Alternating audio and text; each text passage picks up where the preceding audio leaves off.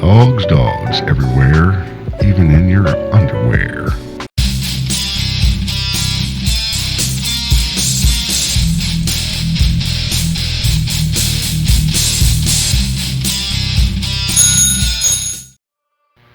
Why do dogs chase motorcycles? Well, some might say it's instinctual. They are, after all, predators. Others would add that it is territorial, or to protect their owners. Maybe they do it because they're bored, and it's just plain fun. I'm not qualified to give a definitive answer on this question, if there even is one. What I do know is that not all dogs chase motorcycles, and for dogs that are inclined to give chase, motorcycles aren't the only things they chase. Cars, bicycles, pedestrians, joggers, squirrels, horses, cows, other dogs, and of course cats are also targets for a dog that is prone to chase. Now I put this video together in the interest of protecting both riders and dogs. As a rider, I know that encounters with dogs can become dangerous very quickly. You could wreck your bike and look forward to possibly getting mauled as well. Of course, I would never blame the dog for its behavior. I place blame on the owner, because the owner should know that their dog is less than good-natured with strangers and should act accordingly. Following this intro are some real-life scenarios in which I use common-sense tactics to avoid negative encounters with dogs. In this first scenario, the dog would not have been a problem had I not been forced to come to a complete stop. Call my kid tonight to see if she can help me figure out how to, What are you doing? Introducing the moron. The Karen and the German Shepherd. Now I'm going to carefully move up just a little bit here, which Karen apparently takes offense to and puts her finger up to halt me.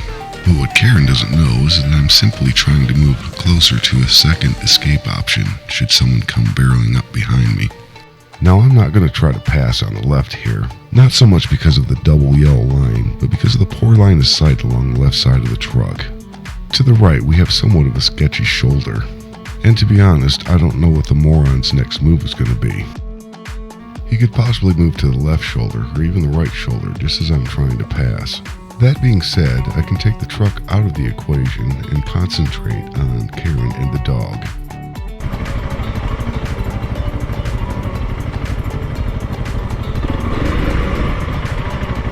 I'm going to wait until Fido and Karen are at a 90-degree angle with me. This will give me an advantage in outrunning the dog should it break loose from Karen and give chase. This will also allow for the opening of a space cushion between myself and the truck should I have to pick up speed fast.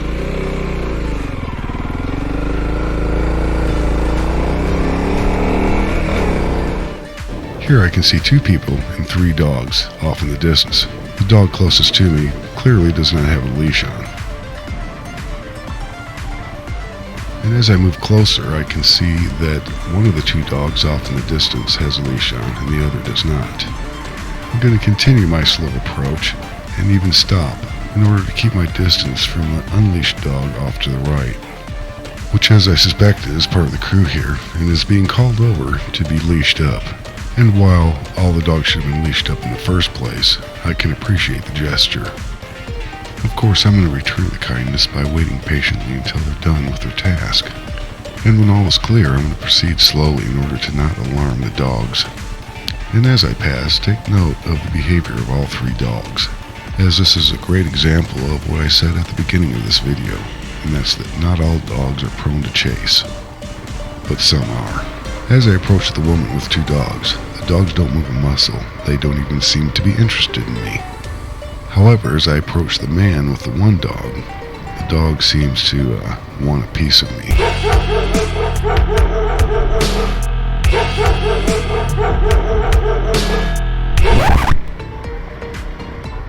Now I will continue to proceed slowly until I feel it is safe for me to speed up. Contained within the 2 previous scenarios are all the elements needed to give you a good idea of how I deal with dogs while riding. The most important of these is to not do anything that will cause the dog to view me as a threat. I also keep my distance from unleashed dogs, and in fact will turn around and go the other way, as I did in my very first ride outside the alley. Sorry, I didn't have a GoPro, only a cell phone strapped to my chest. I pass dogs at a slow rate of speed, and in some cases come to a complete stop to allow dog walkers to pass by me. Now, I can't remember having gone on a ride where I didn't encounter a dog somewhere along the way. Most all encounters have been rather uneventful, and some even pleasurable. I've had a couple lunge at me from the end of a leash, but to be honest, I've never had an unleashed dog chase me yet. This could be luck, or maybe it's my approach. Who knows? But the big question is, what would I do if I did have a dog chase me? Well, the only thing I'm sure of is that angle is key, hence the 90-degree theory. Now, if a dog should approach me from the front, and I wasn't at a complete stop, I'd have to slow down, allow the dog to get within a few feet of me, and then rip out of there, causing the dog to overshoot and have to catch up from behind. Of course, the worst thing you could do with any encounter with a dog is to panic. If a dog were chasing me, it wouldn't change the fact that I'm riding a motorcycle. So I would be wise to ignore where the dog is at and pay attention to where I'm going. After all, the hazards that are inherent with motorcycle riding in general are still present. So in a perfect world, I'd be keeping my eyes forward, looking where I want to go, and scanning for potential hazards. The ultimate goal would be to either outrun the dog or run the dog out, meaning staying ahead of the dog until it gives up or until it feels like it has accomplished its goal. And of course, my ultimate goal is that both the dog and I make it home safe. However, should a dog get close enough to latch onto me, it would likely be in the lower leg area. In theory, the best course of action would be for me to extend my leg out behind me. Keep in mind that this is in theory, this is not advice. And the reason for this is twofold. Number one is to keep the dog away from the mechanism of the rear tire. If the dog gets caught up in the chain or goes into the rear tire, we are both going down hard. The other is to change the angle of the dog's pull on me.